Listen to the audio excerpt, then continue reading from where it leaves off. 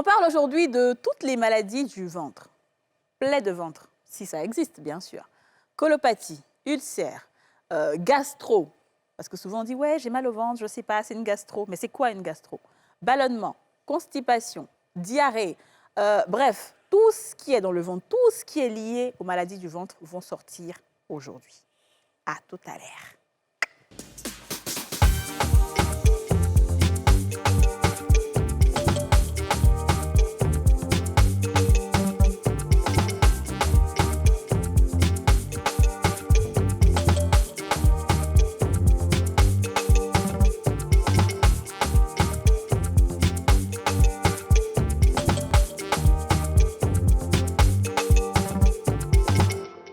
On a tous une bonne raison de suivre les femmes d'ici avec Double Millionnaire.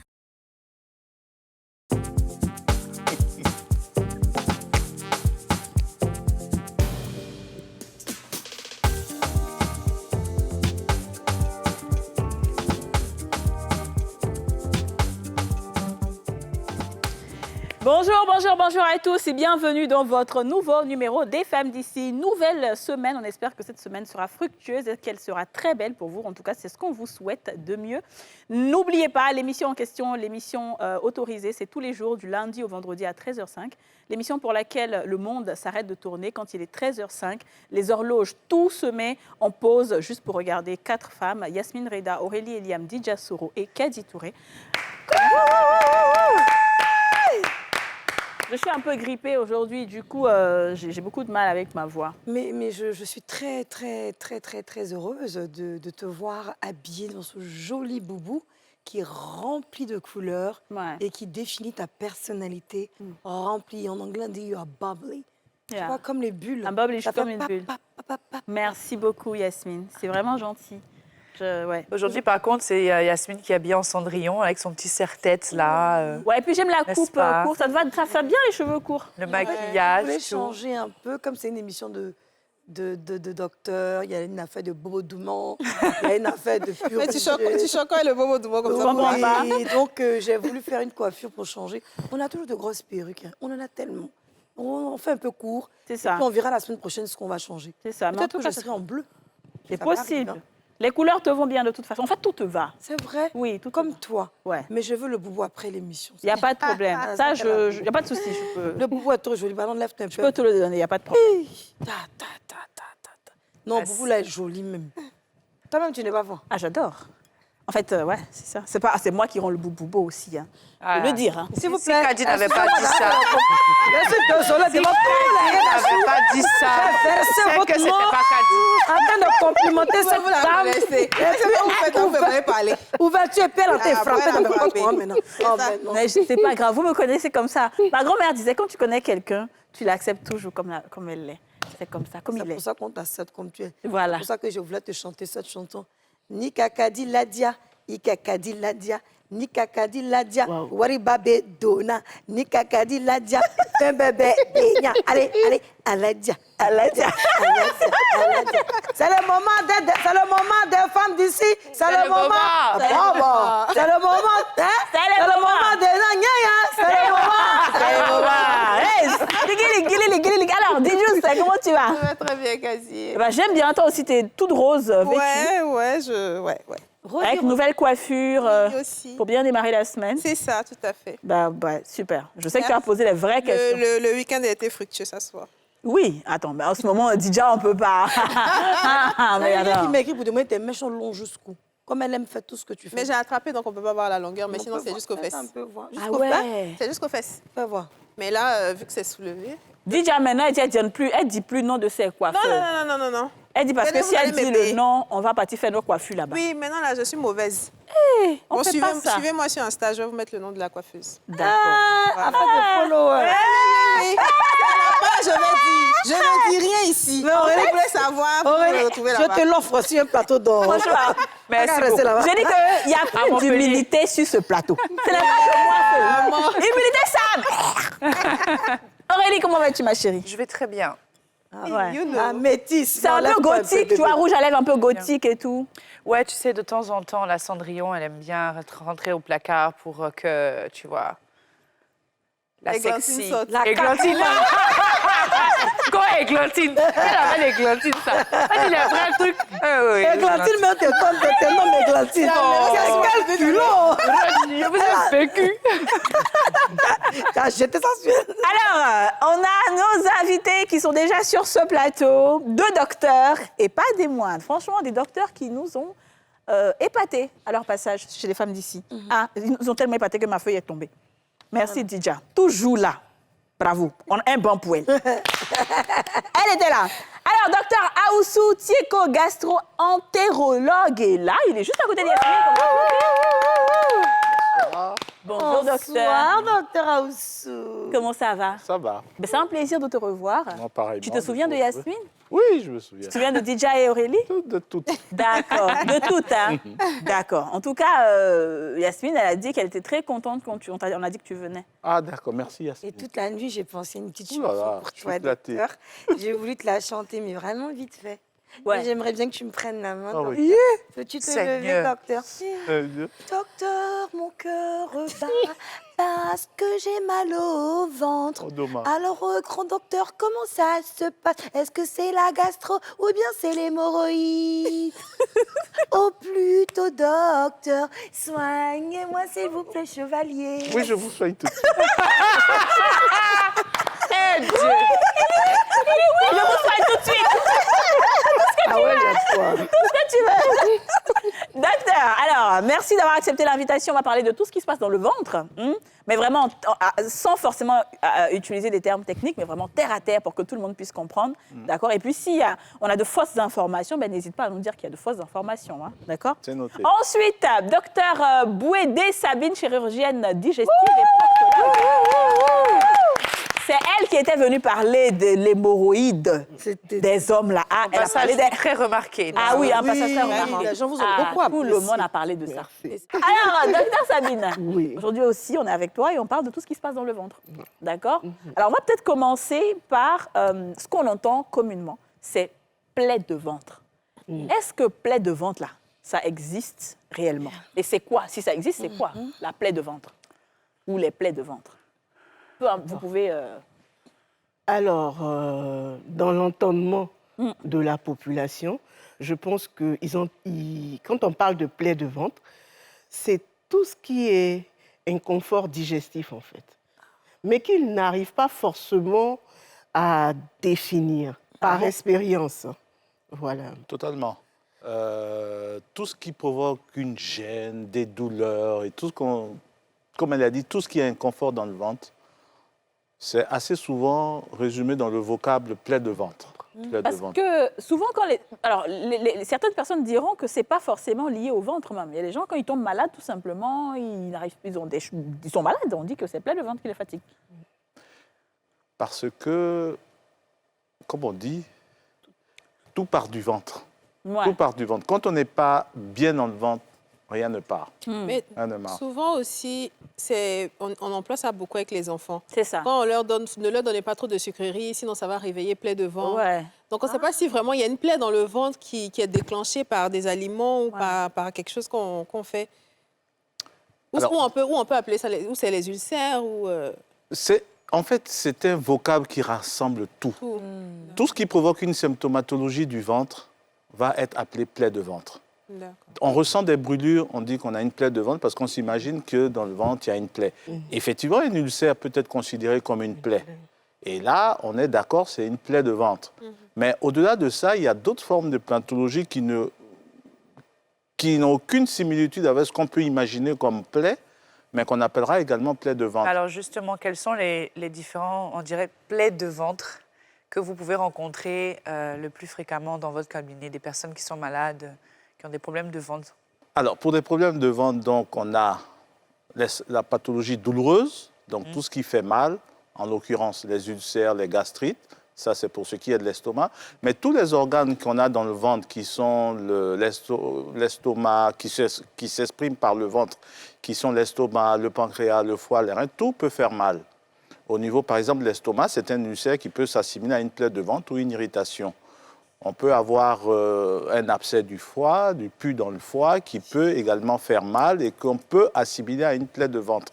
Waouh. Voilà. Le foie même. Oui, d'accord, Sabine. On peut avoir tout simplement une colique. Colique, ouais. Ah. Douleur. Ça, c'est pour les Une enfants, les douleur. coliques. Ou les grandes personnes ont des Oui, les coliques. grandes personnes peuvent en avoir, les D'accord. enfants peuvent en avoir. OK. Voilà. Donc, en fait, l'appellation plaie de ventre, en réalité, scientifiquement, n'existe pas Non. en tant Non. que telle. C'est un D'accord. terme abusif, en fait. C'est un terme abusif. Très bien. bien Je connais une personne qui était très mince, de nature, qui mangeait beaucoup, mais qui prenait beaucoup de vitamines, notamment les Trisomix, enfin tout ce que vous connaissez, mais ça ne changeait rien. Et puis du coup, on lui a prescrit du Djeka, tout simplement, qu'il a fait bouillir, qu'il a bu régulièrement. Et puis par la suite, il a commencé à grossir, faire des gaz, grossir au fur et à mesure. Et on a dit, ah, finalement, tu avais plein de ventre depuis, mais on ne savait pas, hein. C'est Djeka qui t'a soigné. Qu'est-ce que vous pensez de cet exemple, qui est très fréquent d'ailleurs? Alors, je ne maîtrise pas bien les propriétés du JK. Ouais. Bon, c'est sûr qu'il avait... On peut imaginer, je dis comme ça, on peut imaginer qu'il avait des parasites, il avait des vers sur lesquels le JK a pu avoir une action qui lui a permis de... Puisque ce n'est pas quelqu'un qui avait un problème d'appétit, il mangeait normalement. On sait qu'il y a des pathologies comme le diabète, quand il commence, qui fait qu'on a beau manger, mais on maigrit. Ah. Bon, je ne pense pas que le JK en un temps record puisse régler ce problème-là.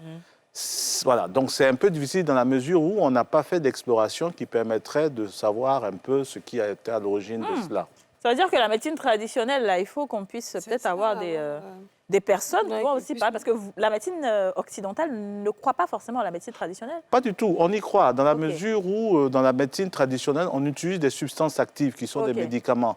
D'accord. Le seul problème, c'est que voilà, par exemple, quand vous partez à la pharmacie, vous achetez un médicament, vous avez une notice sur laquelle on vous dit qu'est-ce qu'il y a dans le médicament, qui doit le prendre, à quelle posologie, qui ne doit pas le prendre. Les médicaments peuvent provoquer tel effet et tel effet. Avec un médicament traditionnel, on ne sait pas ce que ça C'est ça. fait. C'est juste ça. Sinon, D'accord. on est d'accord que la médecine traditionnelle utilise des substances et je pense bien que la C'est médecine ça. moderne s'est développée à partir de De la médecine traditionnelle. D'accord, on est bien d'accord. Alors, moi, mon cas, mon cas, c'est que je souffre vraiment, mais je souffre d'ulcère. C'est vraiment quelque chose que, depuis quelques années, c'est un gros problème pour moi. J'ai même fait appel plusieurs fois la nuit à des médecins d'urgence, urgentistes, pardon, pour vraiment soigner cette pathologie. Et quand j'ai fait des examens poussés, on m'avait dit que j'avais une bactérie qui était dans le ventre et qu'il fallait que je traite. Mais l'ulcère, en réalité, ça vient d'où? Parce qu'on me dit non, qu'il n'y a pas réellement de cause d'origine, que ça peut être même depuis l'enfance, que la bactérie est là. Donc, ça vient d'où, ulcère? Et puis, on a mal comme ça, là. Ça fait Ouais. mal, hein? Je dis ça, là, je dis que c'est l'accouchement des femmes dans l'estomac. Je vous jure, ça fait mal. Alors, on va laisser docteur Sabine, oui. Alors, l'ulcère, déjà, c'est une érosion, hein. Une petite ulcération au niveau de la muqueuse de l'estomac. D'accord. On peut avoir un ulcère au niveau de l'estomac, comme au niveau aussi du duodénum. Le duodénum, c'est, on va dire, c'est là où commencent les intestins. Entre ce qui est collé à Juste l'estomac après l'estomac. et puis à l'instant. OK. Voilà. Et les causes de l'ulcère, elles sont diverses, hein. Elles sont diverses. On a l'hyperacidité. Quand on mange trop de- L'hyperacidité au niveau J'ai trop de gastrique. citron. Oui, ça c'est pour l'alimentation, mais de façon générale même, l'estomac lui-même, il y a une partie de l'estomac qui fabrique l'acide chlorhydrique. Ici, Je on a parle les sous le images du couvert du tube docteur. digestif. Alors, c'est où exactement que l'ulcère se situe? Généralement, l'ulcère, il peut se situer un peu n'importe où. C'est vrai? L'œsophage aussi. Ah bon? Non, pas les os. Généralement, c'est l'estomac. C'est dans l'estomac. Ok. et le duodénum. Ah, on Le pensait que c'était duodénum, dans le c'est la partie qui vient juste En bas. après l'estomac. L'estomac, c'est ce que vous voyez en rouge, Ok, qui a une forme de J. c'est ça. Et juste la Ah. petite portion qui vient juste après. Ok, Déjà plus rouge foncé. là. Un peu plus rouge foncé. Donc, généralement, c'est dans ces zones-là que l'ulcère va se situer. Ok, docteur veut ajouter quelque chose, hein? Oui, c'est totalement ce que le docteur dit, Bouédé. Alors, l'ulcère, oui, c'est comme elle a dit, c'est une érosion, c'est ce qu'on imagine comme une plaie de ventre et c'est pas erroné de le dire. OK. Comme par exemple, vous avez des aftes. Quand vous voyez les aftes, vous ouvrez la bouche, vous voyez qu'on a comme une plaie Dans la dans bouche. la... C'est la langue. Suite, C'est ça. voilà. C'est ce qui se passe au niveau de l'estomac. Et donc, c'est une plaie, ça fait mal. Et comme Dr Bouédé a dit, on a deux catégories d'ulcères. L'ulcère qui siège au niveau de l'estomac et l'ulcère qui siège aussitôt dans la première partie de l'intestin, donc elle est appelée le duodénum. Alors, pour répondre à ce que a demandé, les ulcères ont différentes causes, mais la cause la plus répandue, la cause la plus fréquente, c'est la bactérie dont on vous a parlé, ce qu'on appelle l'Helicobacter pylori. C'est une bactérie qui colonise le ventre, qui siège dans l'estomac et qui peut être responsable d'ulcères. Elle vient d'où, la bactérie? Alors, cette bactérie, elle se trouve dans l'environnement. C'est ce qu'on appelle, les maladies dues aux mains sales, les maladies manuportées. En général, comme on vous l'a dit, on l'attrape dans l'enfance. Au moment où tout passe par la bouche. Ou alors parce qu'on n'a pas suffisamment d'hygiène. Donc, on l'attrape dans l'enfance et une fois qu'il est installé dans l'estomac, comme le Dr Boudet a dit tout à l'heure que l'estomac produit de l'acide, c'est un environnement dans lequel il se sent bien parce que le corps produit naturellement de l'acide dans l'estomac qui constitue déjà une première barrière contre les microbes qu'on avale.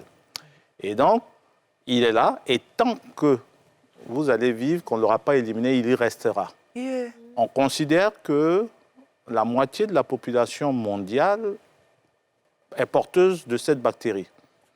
Sur cette moitié de la population mondiale, seulement 20% vont avoir des symptômes.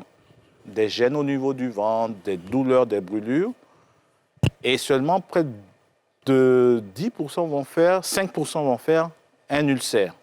Ah ouais. Et ça peut donner d'autres complications plus graves, malheureusement, qui est le cancer, mais c'est seulement 1%. On ne panique pas. Ouais. Je vous ai dit, la moitié de la population mondiale et on arrive à seulement 1%. 1%, ouais.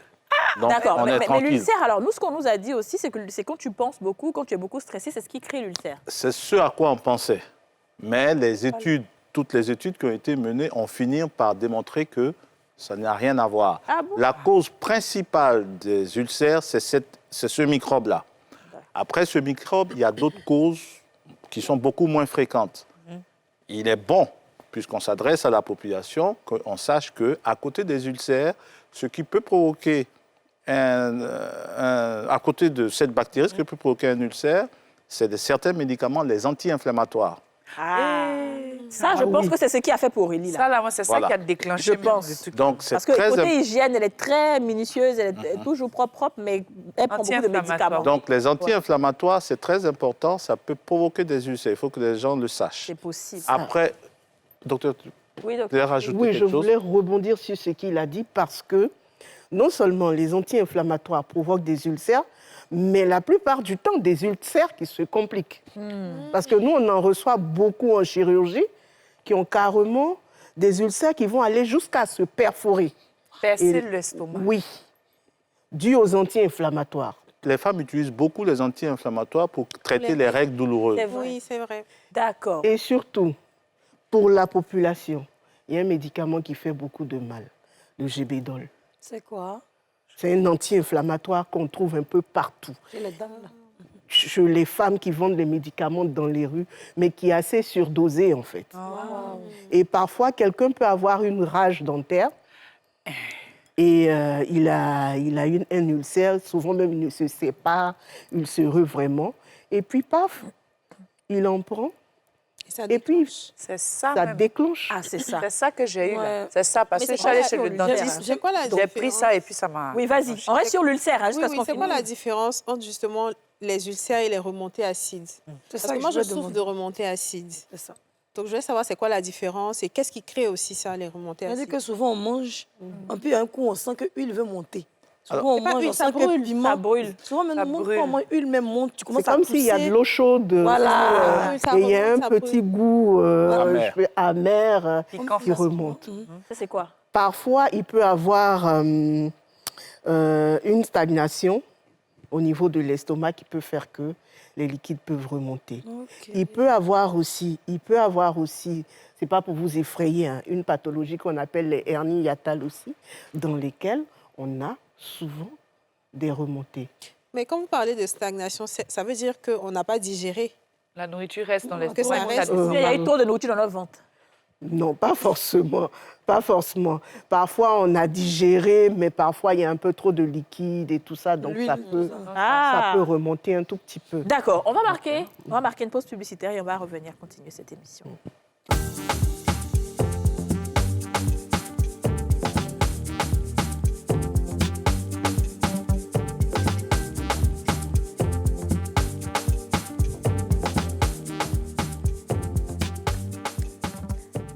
nouveau sur le plateau des femmes d'ici avec le docteur Aoussou Dieko et docteur Bouédé Sandrine. Alors, on termine rapidement avec l'ulcère. Dernière question sur l'ulcère.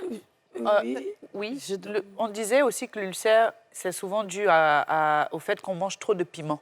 Est-ce que c'est vrai que le piment donne l'ulcère? Le piment ne donne pas fondamentalement l'ulcère, mais ça permet de donner l'alerte.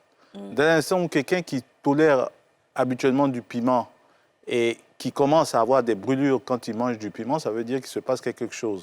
Si vous remarquez, quand vous voyez le médecin, vous lui dites que vous avez mal au ventre, il va vous demander quand vous mangez du piment, qu'est-ce qui se passe. D'accord. Vous imaginez, vous avez une plaie, vous mettez du piment dessus, vous imaginez ce que ça va donner. C'est une plaie existante. Tout à fait. Alors, avant qu'on termine sur l'ulcère, ce que je voudrais que les gens retiennent bien, c'est que l'ulcère d'estomac, il provoque des douleurs dans la partie haute de l'estomac. C'est des douleurs qui sont soit quand on a faim, soit qui sont calmées par le fait de manger. Donc, il y a toujours un lien entre la douleur et la prise de repas. Et comme elle vient de dire, c'est des douleurs qui sont aggravées en général par le piment. Docteur Bouédé nous a dit tout à l'heure que l'ulcère peut siéger au niveau de l'estomac ou au niveau de la première partie de l'intestin. C'est très important, ça, parce que les ulcères qui siègent au niveau de la première partie de l'intestin, en général, c'est des ulcères qui ne sont pas à problème. OK. Pour l'estomac. Par contre, ceux qui siègent dans l'estomac sont des ulcères à problème parce qu'il peut y avoir un lien entre ces ulcères et le cancer de l'estomac. C'est vrai. Donc, le message que je voudrais faire passer, c'est que quand on a des douleurs qui persistent là, il faut partir à l'hôpital, voir le médecin qui saura faire les examens appropriés, qui saura faire une fibroscopie qui permettra de faire la différence entre un ulcère de l'intestin qui ne fait pas très peur et un ulcère de l'estomac véritablement qui, lui, nécessite une surveillance. Donc, il ne faut pas rester à la maison avec son ulcère. Le deuxième message important, c'est les anti-inflammatoires. Et enfin, comme elle disait tout à l'heure, des aliments, quelque chose comme le tabac. Le tabac favorise l'ulcère. Tout à l'heure, vous évoquiez une pathologie de reflux, c'est-à-dire des remontées. Ça n'a rien à voir avec l'ulcère, comme Dr Bouédé a dit. C'est la hernie hiatale. Le haut de l'estomac ne se ferme pas bien. Il n'est pas très étanche. Le contenu de l'estomac remonte. Et comme le contenu de l'estomac est acide, alors que l'estomac, il sait supporter son acide, l'œsophage ne supporte pas. Quand l'acide remonte, ça brûle. Et ça aussi, ça peut provoquer des complications à la longue. D'accord. Comment on sait qu'un ulcère est grave? À quel moment est-ce qu'on sait que c'est très grave? Alors, déjà, à la maison, vous pourrez savoir qu'un ulcère est grave si vous avez des selles qui deviennent très noires et très malodorantes. Des selles? Oui. Si tu fais caca, ça sent mauvais. C'est noir, très noir, comme du charbon, et ça sent beaucoup mauvais. Ça veut dire que l'ulcère est en train de saigner. OK. Ou alors, vous vomissez du sang, mais ça, j'ai pas peur, parce que je sais que quelqu'un qui vomit du sang, il va courir à l'hôpital. C'est sûr. Mais souvent, quand les selles sont noires, on se dit, bon, peut-être que j'ai dû manger quelque chose qui n'est pas passé, ou que j'ai dit, mais ça se eu. Ou alors, qu'à partir d'un moment, l'ulcère peut provoquer une fermeture, on va dire, du bas de l'estomac. Et en ce moment, on garde plus qu'on mange, on vomit systématiquement tout ce qu'on mange. Et quand vous pouvez vomir le matin, et c'est ce que vous avez mangé la veille qui ressort. Voilà. Donc ça, il faut venir à l'hôpital. Et ensuite, maintenant, c'est par la fibroscopie qu'on pourra déjà avoir l'aspect de l'ulcère et le siège de l'ulcère pour évaluer la gravité. Et enfin, on va faire des prélèvements qu'on va analyser au laboratoire et qui vont nous permettre de statuer effectivement sur la gravité. Est-ce que c'est un cancer? On redoute tous. Est-ce que c'est quelque chose qui risque d'évoluer sur un cancer? C'est ça. Et en fonction de ça, on planifie une surveillance. D'accord. Donc, on va aller dans les cas pratiques. On va juste citer. On a compris que c'est une plaie, mais l'alcool favorise. Et le tabac. Vous dites oui ou non? J'ai dit le tabac. Oui, le tabac, oui. Le piment. Le piment, pas vraiment. Mais l'acidité, le citron. le citron, c'est de l'acide que vous mettez sur une plaie, ça retarde la cicatrisation. D'accord, donc il n'y a pas vraiment d'aliments en tant que tel, à part le tabac et l'alcool, qui sont vraiment des éléments qui peuvent provoquer ça. Ok. D'accord. Il y a des personnes, par exemple, quand elles ont l'ulcère, elles prennent du lait. Il paraît que prendre du lait ou des trucs à base de lait, ça guérit. Non, aide. ça calme. Ça calme, voilà. Je ne sais pas si docteur... Hein, Ben Samy? oui, Même parce quand que on tout à l'heure, on a parlé d'acidité. Ouais. Et le lait, c'est basique en fait. Donc, Ok. quand le lait arrive dans un environnement qui est acide, il le neutralise en fait. Ok. Donc ça donne un effet Apaisant. apaisant. Voilà. C'est la même chose D'accord. avec les Ça ne remontées, soigne hein. pas. Je prends. C'est la même chose avec les... Non. D'accord, Ça donc les soulage, remontées, mais ça ça ne soulage. soigne pas. Ça va soulager. Ouais. Ça va soulager. Donc, Tout très bien. à l'heure, docteur a aussi été en train de parler de l'importance de venir à l'hôpital et surtout de faire des examens, de faire une fibroscopie où on va faire la biopsie. Ouais. Il a parlé d'une bactérie, c'est très important, l'Helicobacter pylori. Et quand on soigne, quand un patient a l'Helicobacter pylori, le traitement simple ne suffit pas. Il faut quoi?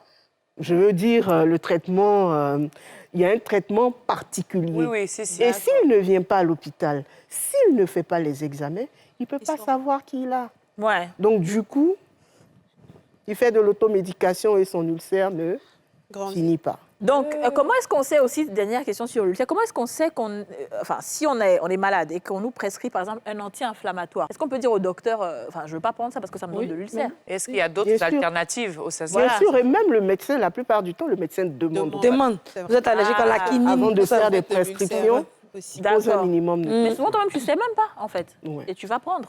Alors donc, ce qu'il faut retenir, c'est que dès l'instant où vous avez pris une fois un anti-inflammatoire et que ça a provoqué des brûlures là, il ne faut plus jamais en reprendre, il faut partir consulter. D'accord, très bien. Alors, on va passer maintenant à la colopathie. On entend beaucoup colopathie, je connais des personnes qui l'ont, mais ça peut être souvent très, très, très grave.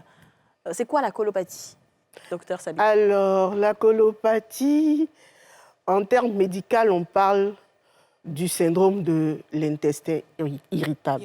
Parce que Ok. quand on dit colopathie, on pense seulement au côlon. Oui. Alors qu'il y a l'intestin grêle aussi. Les études ont montré que l'intestin grêle aussi participe à ce que les gens, on appelle de façon générale colopathie. Alors la colopathie, c'est un ensemble de signes que la plupart du temps les patients présentent et qui généralement se manifestent comme étant un inconfort digestif. C'est-à-dire, Le patient peut te dire j'ai des douleurs au ventre, j'ai des ballonnements, Des gaz. j'ai l'impression que j'ai des flatulences. des gaz, tu lances ça quoi. quoi? Tu pipette. Flatulence, Ah, là, J'ai parlé de docteur, il ne faut pas endormir l'émission, toi, s'il te plaît. des flatulences. Alors, Docteur, il a des bourdonnements, le ça fait ventre, il a l'impression qu'il il a ne digère pas bien. J'ai tout Voilà. Tu as tout ça. Parfois, ça, sauf la flatulence. et parfois, le patient peut avoir une constipation. Souvent aussi, il peut avoir carrément une La diarrhée. diarrhée. Donc, les signes sont divers. Pour toi, c'est... D'accord. Et la Attends. plupart du temps, Oui. quand on fait les examens, on ne retrouve pas grand-chose. Ah. Donc ça, c'est la Un colopathie. patient colopathe, il peut venir, tu fais l'examen digestif, Il y a c'est rien. normal. Il va penser que c'est sorcellerie. En tant qu'à dire la colopathie, c'est la constipation, non? Non. Oui, mais ça n'a rien Mais à en voir. fait, c'est- Ça regroupe beaucoup de signes. Mais constipation, Chez c'est là. certaines personnes, il Il est toujours constipé. il est tout le temps constipé. Chez d'autres, il a la diarrhée. Sur une certaine période, chez d'autres aussi, il va avoir des douleurs au ventre. Il n'y a pas un endroit précis. Généralement, c'est autour du nombril. Parfois aussi, c'est tout le cadre colique. Les signes sont divers. En fait, il a un inconfort au niveau On dit que digestif. c'est parce que la nourriture qu'on avale à l'estomac, en fait, on n'a tellement pas bien Mâché. bien mâché et tout que l'intestin, en fait, c'est difficile pour l'intestin de travailler l'aliment. Donc, soit effectivement, il fait tout partir en diarrhée, soit ça devient compliqué et il y a une En fait, des constipation. diarrhées Est-ce que c'est un peu ça? Pas vraiment. C'est un, comme le docteur Baudet a dit, c'est un côlon qui ne fonctionne pas normalement. Soit il a tendance à être paresseux, soit il a tendance à être beaucoup trop actif, hyperactif, merci. La conséquence, ça va être de la diarrhée ou de la constipation. Soit tout le monde, parce que quand on passe dans le gros intestin, la digestion ne se fait plus par ce qu'on appelle les sucs digestifs, les enzymes. Tout a été déjà fait dans le long intestin. Ce qu'on prend pour faire les tripes Ah. chez le bœuf. Ouais, ok, d'accord. D'accord. Bon, Alors, il y a des microbes, normalement, qui font le reste du travail. Et il y a des gens qui ont leur population microbienne qui est perturbée. Et ça aussi, ça peut provoquer tout ça. Mais ce que le docteur Bouédé a dit, c'est que on va faire toutes sortes d'examens, on ne trouvera rien. Donc, la colopathie fonctionnelle, c'est important de savoir que ce n'est pas une maladie grave. Ça ne va jamais se transformer en cancer, ça ne va jamais rien donner, ça va juste pourrir la vie parce qu'on a souvent mal, parce qu'on est constipé, parce que Mais il y a ici, des gens qui se il y a le plaignent micro pas et mon ventre parle. Est-ce qu'il y a des aliments qui favorisent tous ces... Ou qui déclenchent des crises de colopathie. Parce qu'il y a des gens qui ont des crises de colopathie. C'est ça. Si on dit que c'est pas grave, comment est-ce qu'on arrive à avoir une crise de colopathie au point de se faire opérer? Parce que moi, je connais une dame qui s'est faite opérer parce qu'elle avait la colopathie. Quand même une dame s'est transformée en cancer. Alors, ce qui est important de savoir, c'est que la colopathie qu'on dit fonctionnelle, c'est l'ensemble des symptômes que le docteur Bouédé a décrits, qui pourrissent la vie, qui n'ont aucune base organique, c'est-à-dire il n'y a aucune maladie qu'on peut retrouver dans l'estomac, et qui donc ne vont jamais nécessiter une intervention. Ok. Assez souvent, on retrouve chez ces personnes un côlon qui est long. C'est ça, on dit ton côlon. Dans le passé, on s'était amusé à essayer de le rétrécir. C'est ça. On s'est rendu compte que ça ne change rien à l'histoire des patients. Ok. Donc déjà, il ne faut pas stresser. Par contre, le message qui est important, à partir d'un certain âge, c'est le sujet qui a plus de 50 ans, qui est colopathe, il faut rester vigilant. On connaît sa colopathie depuis longtemps. Si, dès l'instant où on remarque qu'on a tendance à devenir un peu trop constipé, plus qu'on l'a été avant, on a tendance à avoir beaucoup plus de douleurs, il faut aller consulter. Parce que, à côté de la colopathie qui, elle, ne va rien faire, quelque chose d'autre peut apparaître. Bien dit. Voilà. Docteur, bonsoir. Bonsoir, docteur. Bonsoir. Ah, moi, je voulais dormir. Parce que Pas dormir. d'habitude, tu es chaud. Aujourd'hui, là, tu ne voulais pas trop être chaud. Mais, docteur, quelles sont les douleurs de ventre même qui peuvent emmener à la mort, qui peuvent emmener dans le coma, qui peuvent faire que tu perdes connaissance? Parce que tout ce que vous avez dit, c'est vrai, c'est la vérité, mais à quel moment on doit avoir la lettre à la maison? Ah, mon ventre me fait mal. Ouais, je ne sais pas si c'est appendicite, je n'arrive pas à aller aux toilettes depuis 3 jours. Mais souvent aussi, quand tu es constipé, tu n'arrives pas à aller aux toilettes pendant 3 jours, ça se transforme en palu. On dit maintenant, ça fait combien de temps on n'est pas aux toilettes? Ça crée d'autres maladies. Ça, c'est le docteur Bouédé qui va vous Ah, répondre. docteur Bouédé. Parce que Mais il doit terminer sur la toute colopathie. douleur Ouais. du ventre, Oui. la première question à laquelle on se pose dans notre jargon technique, est-ce que c'est un abdomen chirurgical? Ça veut dire quoi? C'est pour ça que c'est difficile de soigner quelqu'un qui souffre du ventre à la maison. Il faut pouvoir examiner son ventre. Le simple examen peut me permettre de savoir, moi, gastro-entérologue, que ça ne relève pas de ma compétence, mais ça relève de la compétence du chirurgien. c'est pas Alors, puisqu'on est là, donc je laisse le chirurgien D'accord, on va parler. laisser docteur Sabine continuer. Alors, vous avez demandé quelle douleur peut être grave. Déjà, d'emblée, la douleur grave, le malade lui-même, il le sait. Il court, il vient aux urgences. Avec cette douleur, on ne peut pas rester à la maison. Ouais. Et puis, on a la douleur classique de l'ulcère et tout ça, mais il y a des ulcères hyperalgiques. Ça veut dire quoi? Hyperalgiques, c'est-à-dire qu'ils font très, très, très Est-ce mal. qu'Aurélie a là? C'est-à-dire que quand la crise se déclenche, le malade, il a une douleur à la poitrine. Ouais. Il a l'impression d'avoir mal, je dis poitrine, parce que c'est là, en fait, vrai. au niveau C'est épigastrique. vrai, c'est vrai.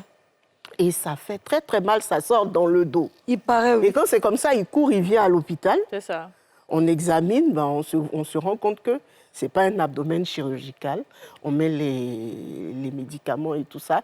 Et généralement, avec le traitement anti-ulcéreux, ça se calme. Ça, c'est un ulcère hyperalgique. Lui, quand on l'a, vraiment, on ne peut pas rester tranquillement à la maison et puis essayer. Il peut même ne pas se déplacer tellement on a mal aussi. Non, non, oui, on peut pas. Oui, on peut vous transporter ou en ambulance. C'est tellement même c'est carrément, dur. parce que parfois, même surtout les femmes, on a vu beaucoup de femmes s'évanouir. Hein.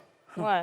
Ah bon? Ah oui, parce que ça fait très, très, très mal. Ben, Aurélie, elle a ça en fait. Qu'est-ce que J'avais, par la grâce de Dieu, je me suis soignée. Enfin, je me soigne en tout cas. On m'a donné un traitement là, c'est bon. Donc, C'est vrai il que faut voilà, que elle vous a la déjà- suivez. Mais là, Il n'y a c'est pas de bon. problème. Le docteur Voilà. Chiti, Maintenant, que le je docteur salue, a pas parlé juste. d'abdomen chirurgical. L'abdomen chirurgical, bah, je vais essayer de décrire. Quand le malade arrive à l'hôpital, on va l'examiner.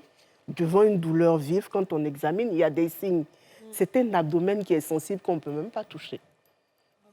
Dans De ce l'extérieur. cas-là, on sait que ce n'est plus médical, C'est la chirurgie qui doit On prendre ne le relais. peut pas toucher de l'extérieur. On examine, on palpe en fait. Ça, On- ça suffit. Quand on parle, quand tu touches le nombril, non, mais tu peux même pas, il crie. Et ceux qui ont gros, les nombrils qui sortent, ils ont souvent ça. Mais ça n'a rien à voir. Ça n'a rien à voir. On peut avoir une hernie ombilicale, un gros nombril.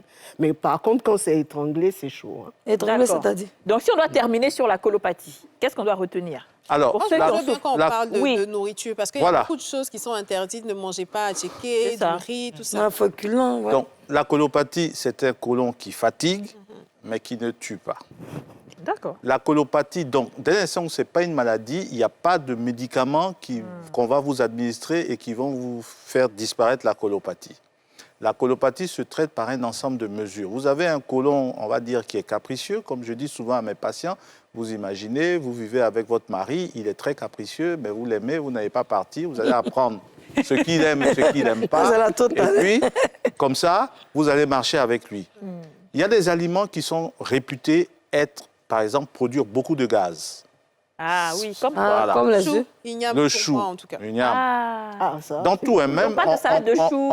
les choux, sous quelque forme que ce soit, cuit, cru, Ça ça fait comment? provoque des gaz. Ça provoque des gaz, C'est-à-dire, ça te fait péter. Les petits Haricots pois, Ça ne me fait pas les péter. petits pois, ça provoque, Haricots. les petits pois, Les œufs. ça provoque des gaz. Ok. Les Oui. œufs, ça provoque des gaz. On conseille de manger des fruits, il y a certains fruits, comme la mangue, comme la pomme, qui provoquent des gaz. Ah bon? Oui. Ah ben, La liste est très longue, on ne peut pas vous donner toute la liste. Ce qui C'est pour fait un ça vrai, que vrai gaz. il faut se rapprocher d'un diététicien. Et en même temps, il faut savoir que toutes ces données qu'on donne, ce sont des données statistiques. Oui. ouais. Il faut les rapporter À soi. à soi-même. Ok. Donc, il y a des aliments qui constipent. On sait que, par exemple, les féculents, la tchéké, ça constipe. Nous avons nos frères ébriés, que je salue, qui mangent de la tchéké tous les jours et qui vont, pour certains, vont toujours aux Aux toilettes. toilettes, oui. Donc, Parce qu'ils sont voilà. habitués. Donc, il faut se rapprocher d'un diététicien pour qui vous enseigne sur les aliments qui courent un risque de ballonner, de constiper, pour que vous puissiez faire votre propre expérience. Et puis, Mais moi j'ai identifié mes deux problèmes. C'est les choux et l'igname. Est-ce que ça veut dire que je ne dois plus jamais en consommer? T'as même Non. pas voir. alors, Non, non. chou là, j'ai déposé. Chou là, c'est le dangereux même. T'as fait la Ça te fait, Voilà. ça te fait mal au ventre? Non seulement ça te ballonne, mais en fait, tu peux même pas retenir les paix, quoi. Ah bon? Bah oui. Elle avait dit Mais qu'on ne alors, faisait c'est pas de parce que- flatulence. Oui, elle fait pas de flatulence, voilà ça. Elle fait des débats. Ah, je vois, je comprends. Pourquoi tu vois pas? Je comprends. Les gens ont envoyé chou ici, là. Les gens ont envoyé chou ici, on a mangé, là. Ah, c'est pourquoi tu allais t'asseoir là-bas 2 jours, là. Alors, ce que je veux comprendre, c'est que les flatulences que le chou va emmener, Flatulence. est-ce que c'est parce qu'on a déjà un ventre prédisposé à la colopathie ou toute personne normale, même si tu manges trop de chou, c'est... Alors, le chou, de par sa composition, ce genre d'aliments, de par leur composition, favorise de la flatulence. C'est ça. Maintenant, il y a une question de, comme on dit en médecine, de susceptibilité individuelle. D'accord. Elle réagit, moi, je ne réagirais pas. Ok, donc dis toi Donc, c'est par c'est rapport à quoi? l'information, on donne l'information et on applique cette information à soi. À soi. Mais dis toi c'est par rapport à quoi? Parce que tu as un ventre qui ne tolère pas bien, qui est un peu colopathie. Parce que oui. Parce que tu as la colopathie. j'ai Voilà. le syndrome du côlon Irritable. Voilà. Ah, En fait, le d'accord. côlon irritable, c'est un côlon qui est sensible. Ok, qui ne tolère pas beaucoup de choses. Ouais. Il ne tolère pas beaucoup de choses. Et tout ce qui Et- est gazeux... Boisson C'est à- gazeuse, c'est c'est à grave. éviter, c'est Ça à sent, mec, qui est éviter grave. chez nous. Ah bon? Le lait pour certaines Ça m'arrive des riches, personnes, hein. Le thé, tout ça. la baguette, Oui. La baguette de pain? Ça, c'est pas possible. le On n'a chewing-gum. pas dit de ne pas Le manger. chewing-gum. Oui. Ça fait de ce qu'on appelle de l'aérophagie. Parce que les gaz qu'on a dans le ventre, soit on les avale, soit ils sont produits sur place. Ah. Mais moi, j'aime... ceux qui moi- sont intolérants. Même boire avec la paille, ça, si tu as un estomac comme le mien, tu ne peux pas boire avec la paille parce que ça te ramène du gaz. Mais moi, je veux dire quelque chose. Eh ben- Alors, moi, je mange chou. J'adore les choux. Dans le tchèp, dans tout. Chou même dans le nandi. Chou même pour faire salade. Mais ça ne me fait pas péter. Hein. Voilà, c'est ce que j'ai dit. Mais non, ce qui fait que mon ventre me fait très mal, œuf même me fait rien. Je suis déjà baptisé d'œuf. C'est le lait. Un petit lait, c'est même un petit verre de lait. Ah non, laisse Ma mère tomber. aussi, pareil, elle Docteur, supporte pas le laisse lait. tomber. hein. Parce Et puis, qu'il y a le lait, une c'est quoi? enzyme qui fait digérer le lait. On a un stock à la naissance, le stock s'épuise. Il y en a chez qui il s'épuise plus vite que d'autres. Donc ça fait que c'est ce que je vous dis. Comme disent certains, vous notez ce que vous mangez et ce que vous ressentez. Il y a des gens qui parce qu'ils n'ont plus de lactase, c'est l'enzyme en question, ils n'en ont plus suffisamment, donc ils ne supportent plus le lait. Il y en a qui en ont suffisamment et ils vont boire du lait, qui Mais vont dormir tranquille. Rapidement. Vas-y. Le lait animal, est-ce que c'est compris aussi pour le lait végétal? Le lactase en question. Non, faudrait que je vérifie, mais par exemple, ces gens de personnes, on conseille du lait sans lactose, donc par exemple le lait de soja. D'accord. On va marquer une pause publicitaire et on va revenir pour les maladies du ventre.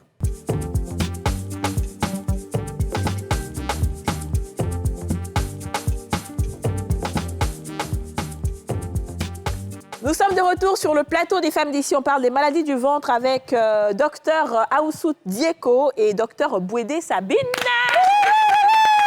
Alors, c'est la troisième partie et dernière, donc on est obligé d'aller quand même un peu rapidement si on veut toucher à tous les sujets. On va parler maintenant du bobo-douman. Le bobo-douman, c'est quoi, docteur? On y va rapidement. Le bobo-douman, c'est l'utérus. OK. Quand tu vas dedans, il y a un truc, comme j'avais dit, c'est comme dans la gauche, c'est comme ça. C'est le point G. C'est quand on tape là-bas, c'est là que tu sens que... Non, le bobo-douman, oui, non, c'est pas le point G. Mais je vous m'avez demandé. Mais j'ai dit, Le tant point pis. G se situe dans une partie du bobo doux. Bon, moi, c'est là-bas qui me fait plaisir. Comme toi, tu as dit quoi? Mais c'est bobo doux. Chacun a son conquistador. C'est que ton point G est au bout du bobo doux. Mais c'est là-bas, moi, c'est... Pourquoi tu définis ça? Gros ne m'intéresse. Quand c'est long, ça tape comme fusée. Ça tape bien. Ça dit que ça touche là-bas. Là, Mais ça touche ça là. Ça là, tandis qu'on appelle ça comment? C'est le col de l'utérus. Je Ah, pense mais que c'est- c'est de ça que tu parles. C'est au bout là-bas. Mais c'est ça qui fait que... Mais le bobo-douman est censé être une maladie. Mais si on tape, on tape trop. Non. En fait, Non. C'est pas une maladie. Bon, Oui, non. c'est pas- généralement, c'est les femmes qui parlent de bobo-douman. Oui, c'est ça. C'est Quand pas une une hémorroïde. femme te dit mon bobo-douman me fait mal, elle fait référence à des douleurs d'origine utérine. Non, trop tapé. Et ça, c'est quand tu fais l'amour que tu ressens plus le bobo-douman. Ah, en tout cas, C'est souvent, c'est quand tu finis de faire l'amour, tu as l'impression que tu as des douleurs. au bas-ventre, Au tapé. bas-ventre. Aïe. L'utérus et puis C'est ça. le col de l'utérus. Ah, Le d'accord. col de l'utérus, quand tu mets le doigt au niveau du vagin, tu peux le sentir. Le col, c'est comment t'as dit? Lequel? À gauche ou bien à droite ou bien en haut, en Est-ce qu'on bas? a plusieurs cols de l'utérus? Non, pas, en fait, quand tu mets ton doigt, il y a 4 parties. Comment tu vas Non, mais quand vous mettez votre doigt, c'est pas un trou comme vous pensez, hein. C'est un truc, c'est carré. Il y a ici, les femmes qui lavent là-bas, elles s'y trompent pour se détruire. Tu vois que la flore vaginale sur le côté devient un peu dure. Oh, Tati, s'il te plaît, dis faut confirmer. Quand moi, elle passe sur moi, c'est un jeu. Moi, il a fait que ça, donc il y a des Docteur, je ne savais pas de quoi tu parles. en haut, là, quand on fait, quand tata, regarde, quand tu fais comme ça pour faire ta toilette, tu sens qu'il y a une sensation. on fait toilette. Mais c'est On fait toilette. Mais c'est pas Alors, je possible. dirais que... Ok, on va... Yasmine parle du col de l'utérus. Ah. C'est vrai qu'il y a ce qu'on appelle, nous en médecine, on appelle les culs de sac, à gauche et à droite, qui Voilà. sont part et d'autre du col. Et puis, il y a le col de l'utérus qui est central. Et généralement, quand la femme fait la toilette intime, elle peut parfois le toucher. Faire la toilette jusqu'au col de l'utérus. Oui, mais parce qu'il y a des gens... Non, quand il y a des vagins qui sont en bas, il y a des vagins qui sont profonds. Quand on était jeunes, on nous disait que les filles pas naissent toutes les femmes. leur, Ah oui, leur truc est trop long. Et puis à la fin, ils sont à Pouchou. Il sait même Non, pas. je vous dis la vérité. il y a les- C'est un tunnel. Non, quoi. chérie, non, il y a des femmes... C'est pas parce... Oublie la forme, mais il y a des femmes qui sont nées, leur bobo-douman, bien sûr, leur utérus. Il y en a, ça descend. C'est boche. elle va faire Elle n'a sa pas toilette, elle va besoin, mettre la main juste elle en n'a haut, pas là-bas. besoin de quelque chose qui est lourd ou bien tapé. Ok. Elle a juste, même si c'est médium, c'est petit, ça lui fait du plaisir. Ça lui fait du plaisir parce que c'est en bas. Mais ce que c'est jusqu'à derrière, va voir. C'est ça qu'on est en train d'expliquer que c'est ça qui fait plaisir. Mais c'est pourquoi celles qui sont en Il y en bas là, a qui ont elles ont des souvent... cols longs, Il y en a qui ont courts, des cols longs. Oui, il y en a qui ont pas long. Les D'accord. physionomies, donc, voilà. D'accord. Écoute, Je comprends. la tante, tu connais. Donc, du coup, le bobo-douman, c'est le col de l'utérus. Dans la compréhension Dans des la femmes, compréhension des femmes. l'utérus, le col de l'utérus, généralement, quand elle te dit mon bobo-douman me fait mal, soit elle a une sorte D'inflammation. de contraction au niveau de l'utérus, ou bien elle sent des douleurs en interne et tout ça. Et qu'est-ce qu'il faut faire pour ça? Généralement, il faut l'examiner pour savoir de Ouais. quoi il s'agit véritablement. Voilà. D'accord. Parce que c'est un terme dans la tête du commun qui rassemble tout ce qui est problème lié à l'organe génital de la Féminin. femme. C'est ça. C'est ça qu'elles appellent Ce que je bobo-douman. voudrais juste rajouter, c'est bien attirer l'attention. Dr Bredé nous dit bien que quand on parle de bobo-douma, on s'intéresse à l'appareil génital de la femme. Et le col de l'utérus est la partie de l'appareil génital qui est la partie la plus exposée aux infections. Et ces infections chroniques vont donner malheureusement le cancer du col de l'utérus. Donc, quand on est dans une ambiance de bobo-douma, quand ça persiste, on n'hésite pas, on va. Qu'est-ce qui peut Et c'est là provoquer- l'intérêt du frottis. Oui. Le frottis cervico-vaginal. C'est vrai. Voilà. Donc, quand le bobo-douma fait trop parler de lui, il faut s'assurer que ça ne cache pas quelque chose de grave. D'accord. Mais justement, ce que je demandais, en dehors de ce que Yasmine a expliqué qui peut faire mal au bobo doumant, quelles sont les maladies du bobo doumant? Les Les maladies de l'utérus en C'est général. ça, en dehors des frappes En nucléaires. dehors, oui. Très bien. Mais s'il te Vous avez plaît. les fibromes. Oui. Ok. OK. Il y a Vous quoi? avez le fibrome. Ici, on a l'utérus, on a les trompes, on a les ovaires. Tous ces organes-là peuvent provoquer des douleurs dans le bas-ventre. D'accord. Ok, d'accord. Mais ça n'a Donc, rien à voir avec les douleurs de, par exemple, quand tu sors de chez le gynécologue, qu'on a vérifié. Non, non, etc., non, ça non. n'a rien à voir avec ça. C'est-à-dire que c'est l'intensité de la douleur, la répétition de la douleur, peut-être la présence de sang, parce que ce que nous, on voudrait que les gens retiennent, il ne faut pas passer à côté de choses graves et venir consulter trop tard. C'est ça. Donc, dès l'instant où ça devient récurrent, on peut voir du sang, parce qu'une jeune fille qui... On a vu, récemment, j'ai eu le cas, une jeune fille qui peut avoir des douleurs au bas-ventre, qui pense qu'elle a ses règles, alors qu'elle est en train de nous faire une IGU. C'est vrai. Oh. Ouais. J'ai eu là. Et tout ça là, Extra-utérine. voilà. Et le problème de la GU, c'est l'œuf qui se développe dans les trompes. Les trompes ne sont pas habilitées. Donc, arrivé à un moment donné, il ne peut plus supporter. La trompe Ouais, éclate, ça on saigne. éclate. Waouh. Ouais. Est-ce que ça se soigne, le bobo, enfin, le bobo doumant? Ça dépend de la cause. De la maladie. D'accord. Mais je veux juste que le docteur puisse confirmer, mais dit, est-ce vrai qu'il y a des femmes, d'autres c'est en bas, d'autres c'est beaucoup plus profond. C'est pourquoi les hommes disent pour celles les plus doux, pour celles les moins doux, selon la taille de son... Non, c'est une vérité, il ne faut pas Est-ce que en le mentir. docteur, tu confirmes? S'il te plaît, dis la vérité. Yasmine, Oui, papa. chacun est particulier. Voilà. Même les êtres humains, il y en a qui sont courts, il y en a qui sont grands. Donc, il y a des morphologies diverses. Différentes. Mhm. C'est la même chose pour les différents organes Merci, que tata. nous avons. Tu as confirmé, amen. Bon, fini, ok. débat clos. Moi, je D'accord. souhaiterais qu'on revienne Mais, sur... mais par contre aussi, quand on voit, surtout les femmes, quand on fait la toilette et qu'on voit que le col est un peu trop bas, il faut consulter. C'est ce que docteur Aoussou disait. C'est important de consulter quand on a des signes d'appel. Mais à quel moment Mais le col comment est c'est bas, en fait? que le col Non, est je viens. Comment on Je viens. sait que c'est le J'ai col? pas fini. Parce qu'il y a ce qu'on appelle aussi les prolapsus des organes génitaux. Ça peut descendre, mais ça, la C'est plupart vrai. du La temps, descente d'organes. Souvent, la ça descente descend. Ah, c'est une d'organes. descente d'organes. Voilà. Ça arrive chez les femmes qui ont plusieurs Ah, ce que j'allais maternités. dire, c'est pas Il y a après une les grossesses. faiblesse au niveau du plancher du si. périnée. Ok. Donc, ça fait que les organes descendent. D'accord, ok. Donc ça, je peux comprendre la descente d'organes, oui. Là, on... Là, oui, Très bien. ça se sent. Ok. Alors, moi, je voulais revenir sur les problèmes digestifs. J'ai un ami, paix à son âme, qui est décédé du cancer du côlon. Mais en réalité, il n'avait aucun symptôme. C'est-à-dire que tout allait très bien et du jour au lendemain, il n'arrivait plus à aller aux toilettes pendant des jours, au point d'aller justement voir le médecin pour comprendre justement pourquoi il n'arrivait pas à aller à la selle. Donc, est-ce qu'aujourd'hui, on peut peut-être déterminer, est-ce que vous pouvez nous donner peut-être des signes du cancer du côlon? Parce que j'ai l'impression que c'est une maladie qui est de plus en plus fréquente, le cancer du côlon. effectivement. Pourquoi? Et quels sont les signes et comment éviter ça? Ouais. Alors, merci beaucoup, Aurélie. Le cancer du côlon, comme vous l'avez dit, est de plus en plus fréquent. Et les signes, c'est d'abord le signe patent, c'est la rectorragie. On peut avoir C'est quelques quoi, ça petits veut dire quoi? saignements.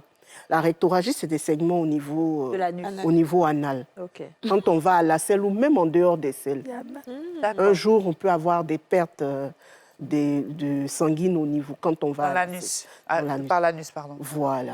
OK. Ça, c'est le premier signe. Et secondairement, mais là, c'est vraiment quand la maladie a évolué, on peut sentir une boule dans le ventre, une masse en fait. Maintenant, le cancer du côlon, vous avez dit pour votre ami, quand il a su, il était déjà C'était déjà trop C'était tard. déjà- à un C'était stade vraiment avancé. très avancé. Donc, Oui. ça va dépendre, l'évolution du cancer dépend de la localisation. On a le côlon droit, qui est à droite. OK. Voilà, on a le côlon transverse qui est au milieu. Et puis, on a le côlon gauche. Le côlon droit est beaucoup plus, un calibre beaucoup plus, plus grand que le côlon gauche. Donc, la plupart du temps, les cancers qui vont se localiser au niveau du côlon droit, ce sont des cancers à bas bruit Silencieux. qui évoluent tout doucement. Alors qu'au niveau du côlon gauche, dès qu'il est là, tout de suite, quand il grossit un peu, il prend du volume, donc ça ferme la lumière du côlon, donc les selles ne peuvent plus passer. Et là, tout de suite, le malade, il commence à vomir. Il a ce qu'on appelle une occlusion. OK. Est-ce qu'il y a un dépistage contre le cancer du côlon? Très important. C'est ce que je voulais dire. En termes de cancer, on n'est efficace que dans la prévention. Ouais. Un cancer, quand il parle assez souvent, c'est déjà avancé. C'est pour ça qu'à chaque fois, j'insiste pour dire, quand on constate quelque chose, déjà à partir d'un certain âge, quand on constate des changements, il faut alerter. Pour ce qui est... Alors, on a tous à l'esprit la prévention, la mammographie pour le cancer des seins, le frottis, etc. Oui. Malheureusement, dans la population, on n'est pas très alerte sur les mesures de prévention concernant le cancer du côlon. Par exemple, en France, en Europe, à partir de 50 ans, tout le monde reçoit dans sa boîte à lettres un test pour pouvoir voir s'il y a du sang. Du sang, on va dire, invisible dans les selles. Et dès l'instant où on a du sang invisible dans les selles, on va faire sa coloscopie. Voilà. Puisqu'en France, dans ces pays, c'est pris en charge par la sécurité sociale. Donc, on essaie de faire le juste milieu pour que ça ne revienne pas trop cher à la sécurité. Ce qu'il faut retenir dans le cas du cancer, la première des choses, il faut voir dans sa famille. Dans sa famille, le père, la mère, les frères, les sœurs. Dès l'instant où quelqu'un a eu un cancer du côlon relativement jeune, ça veut dire que toute la famille doit être en alerte, toute la famille doit se faire dépister. Quelqu'un qui a eu un cancer du côlon, si dans une famille, quelqu'un a eu un cancer du côlon avant 50 ans, si vous prenez 10 ans avant, tout le monde doit avoir fait ne serait-ce qu'une coloscopie pour être sûr qu'il n'y ait pas de cancer du côlon. Ou au moins, le test dont je parlais tout à l'heure, qu'on appelle l'hémoculte. On met une bandelette sur les selles, on regarde s'il y a du sang. Ça se fait dans certains établissements d'ici. Et le deuxième point, ce qu'il faut avoir à l'esprit, à partir de 50 ans, il faut avoir fait le point. Mais est-ce qu'en faisant un bilan de santé complet, on peut quand même détecter s'il y a des petits trucs de cancer quelque part, des petites cellules cancéreuses quelque part qui se promènent? Il y a des signes d'alerte. Dans les prises de sang. Voilà, les cancers du tube digestif, comme les cancers de l'appareil génital, ça provoque des petits saignements qu'on ne voit pas. Donc déjà, quand on fait la prise de sang et qu'on voit qu'on a une anémie, on est alerté. Une anémie de cause inexpliquée. Voilà, on est alerté. Mais l'anémie peut être provoquée par quoi? Des saignements occultes. Tu sais pas. C'est-à-dire, tu saignes tout doucement. Sans s'en rendre compte. Mais tu saignes par où? On se rend pas Par l'organe qui est malade Devant ou et derrière? on ne voit pas. Par exemple, il parlait de... Tout à l'heure, on avait parlé de l'ulcère qui saigne avec du sang noirâtre qui est du sang digéré. C'est vrai. Ça, par exemple, tout le monde ne peut pas savoir que c'est du sang digéré qui est noirâtre. Donc, il faut toujours regarder les selles. Il faut regarder souvent, en tout cas. D'accord. Tout ce qui sort de l'organisme doit être regardé. Tout. Et c'est pour ça, même quand un patient vient pour hémorroïde, pour saignement, de façon générale, on fait une coloscopie. D'accord. Oui. Moi, je veux, pour nous, vraiment, je voulais dire évangéliser. Nous, oui, je ne sais pas comment l'émission est à ta fin. Le col de l'utérus, puisqu'on met beaucoup de choses dedans ici en Afrique, on a les trucs doux, X doux, tant doux. Qu'est-ce qu'on peut faire pour savoir que doux, on s'est gâté? Le frottis. Le frottis, on fait ça comme on va où? Vous partez voir votre gynéco, il va vous donner la fréquence de surveillance du frottis.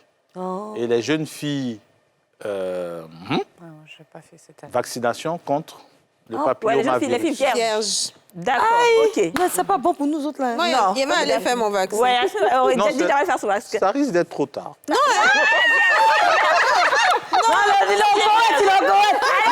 tu es au point. L'émission tire à sa fin, franchement. Ça est très vite passé, ça tire à sa fin. Et justement, on va annoncer qu'on a une nouvelle chroniqueuse qui va nous rejoindre. Parce que Yasmine doit partir. Yes. Yasmine doit partir, on a une nouvelle chroniqueuse qui va nous rejoindre. Oui. Oui, parce que bon, elle a trop gâté ici. Maman, Là. je voulais dire merci aux téléspectateurs. J'ai passé d'agréables moments avec vous, mais malheureusement, il faut une fin. Toutes les bonnes choses ont une fin, docteur. Cher invité, Voilà. c'est ma dernière émission. Et je veux remercier le Seigneur vraiment pour tout ce qu'il a fait bénir ce plateau. Et donc, on va l'accueillir vraiment failli bientôt, cette jeune dame qui sera là demain. Mais en attendant, on va te dire joyeux anniversaire! Joyeux anniversaire! Joyeux anniversaire, Yasmine! Joyeux anniversaire!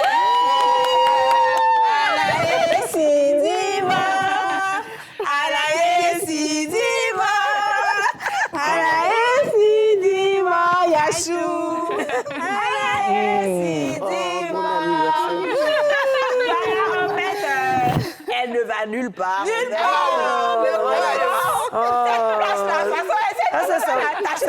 C'est pas forcé de rester. Il n'y a pas quelqu'un qui me prend sa place ici. Oui, la personne qui a pris sa place va avoir cancer même jour. Cancer de bobo tout derrière. Voilà, c'était ça. Merci beaucoup à vous de nous avoir suivis. On se retrouve demain pour un nouveau numéro des femmes d'ici. Merci, docteur. Merci, docteur Sabine. Merci, docteur Déco. Merci. Et merci à vous aussi. Bye bye. Bye bye. Vous venez de suivre Les femmes d'ici avec Double Millionnaire.